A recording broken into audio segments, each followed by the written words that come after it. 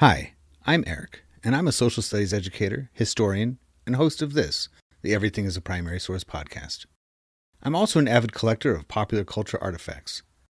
I love what I find at thrift store outlets, garage sale leftovers, and what I spot just making my way around the built world.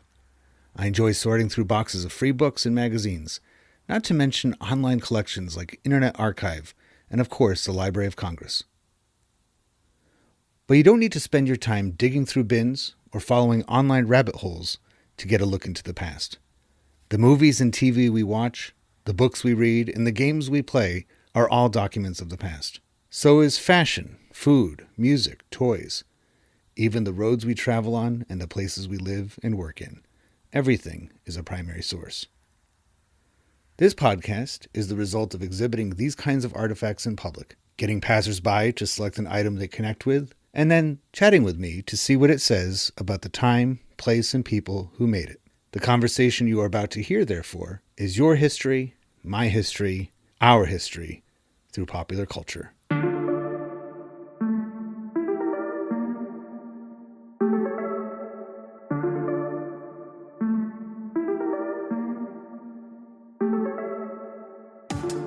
I'm so glad to have you here at the Ephemera Fair in Old Greenwich, Connecticut, and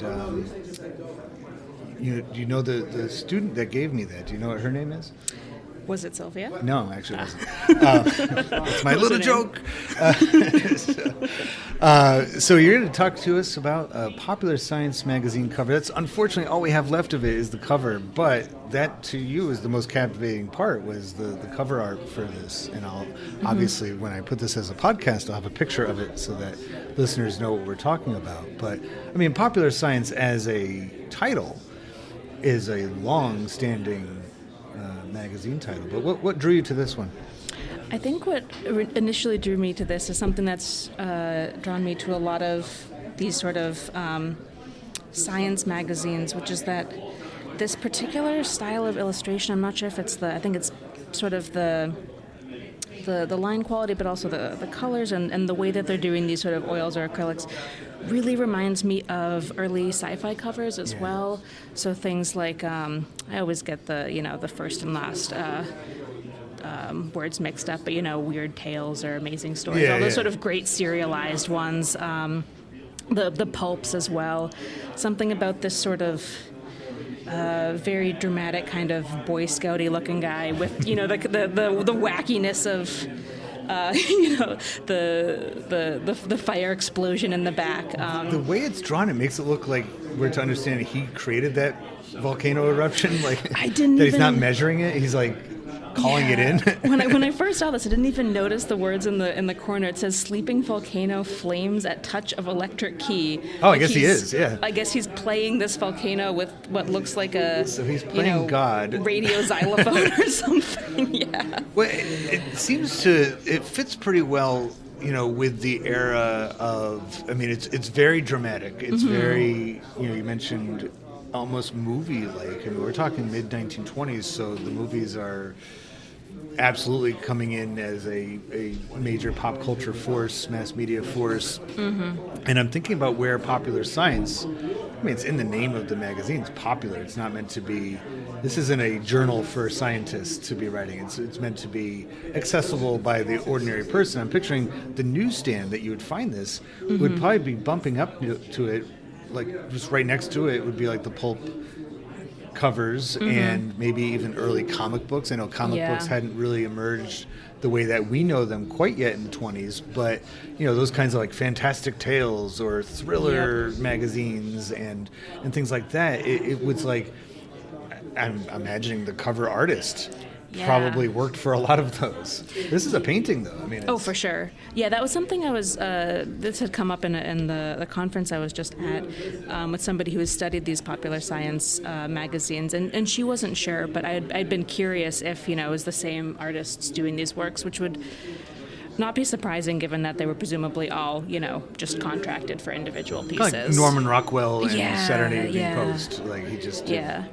And speaking of Rockwell, I feel like another thing that kind of connects this era of these fantastical things that at least I don't see in the sort of later, maybe like 70s or 80s fantasy, is this like very like normative masculinity. Like this guy looks like, a Boy Scout. He's got like, rippling arm muscles and this particular kind of like manly aesthetic to kind of like very goofy images feels like also sort of really indicative of the era and certainly of the audience they're going for. Yeah, the 20s seem to be a pretty defining era for gender.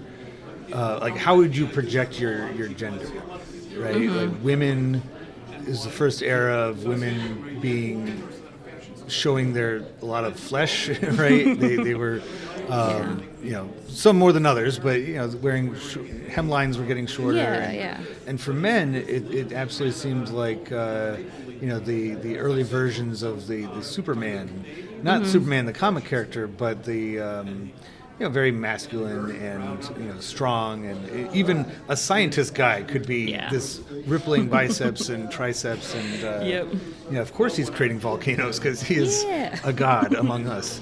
I love on the inside cover. There's an ad. I think it's for Ford or it's for Ford, and it's very different from the cover, and of course it's an ad, so it's not quite the same point of it, but it's a very agrarian, for a car company to have the car as small as possible in the image. It's like, why even have it? Yeah, it really reminds me of like the last maybe 20 years worth of like Budweiser advertisements, really leaning into a particular idea of, rural American life to sort of very tangentially tie in a product. Yeah. What year is that from? This one looks like it's 31, I believe. Oh, it's okay. It's 31. I thought it was 20s. I guess it's maybe be the 20s. Because I have this calendar from 1926, and I don't know what happened to the top part, but the imagery is very similar to me. Of very, this one almost looks colonial in a way. And he's using a scythe, which nobody actually used, even in the 1860s. But to try to have very like spiritual thing, and it just reminds me of in that picture, and really this whole cover, both sides of it, speaks to the two Americas that existed in the 20s. And I imagine by 1931 they hadn't evaporated quite yet. It exists for a long time, and that would be urban versus rural. Encapsulated a lot of times with the Scopes monkey trial, right? Science versus nature, science versus religion. And so with popular science, do you think that part of the reason why, and we just have one cover here, but I'm sure if we were to line up a lot of them, like you said the presenter earlier did, would you see sort of like an inclusive nature to it, that they're trying to appeal to all, not just the urban metropolitan, like by making it popular science, it's trying to show appeal to even rural America. Yeah. And I think that's one of the sort of great things about magazines in general, is that sort of like geographic democratizing. It's not something I have thought quite as much about with like popular science, but certainly with, like magazines like Sears and stuff were huge in sort of opening up, I mean, in that sense, buying power for people in more rural areas, and especially folks who couldn't or didn't feel comfortable in like sort of local stores.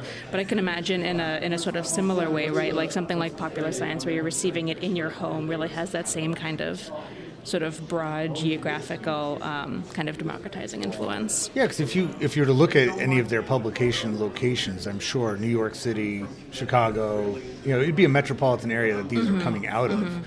Even the more rural themed ones, like Better Homes and Gardens, would probably still be published from one of the big cities. And I love that expression of democratizing even something like literature. I mean, we can't overlook, this is the mass media era where they're trying to, even if it wasn't intentional, bind the country together and unify the country through as much commonality as possible.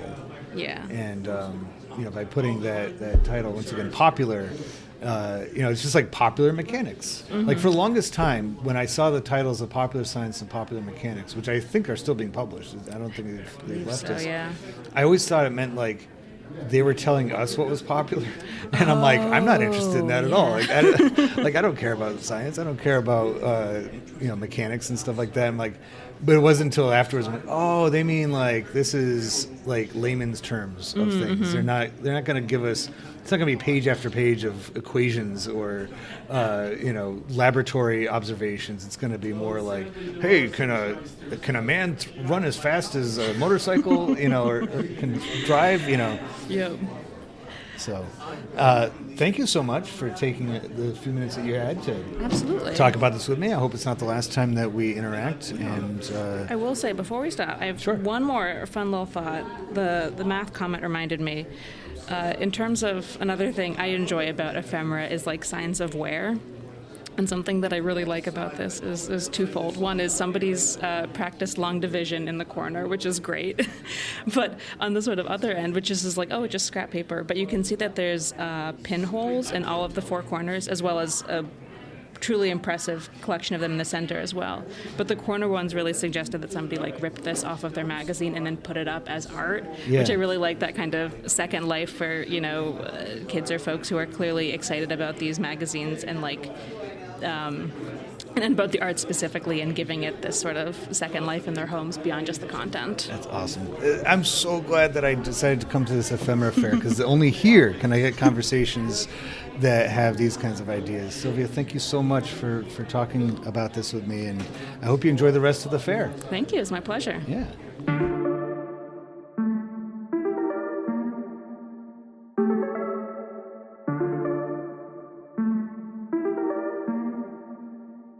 Popular culture, by definition, connects and unites us, and proves that people of different backgrounds, in fact, have a lot in common with one another.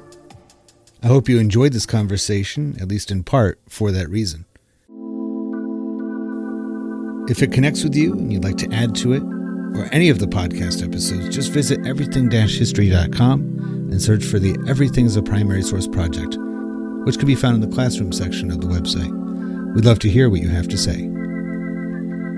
Be sure to rate and share this podcast wherever you are listening to it now, and follow Everything as a Primary Source on social media, including YouTube and especially Instagram. Thank you for listening to the EPS podcast, where everything is a primary source.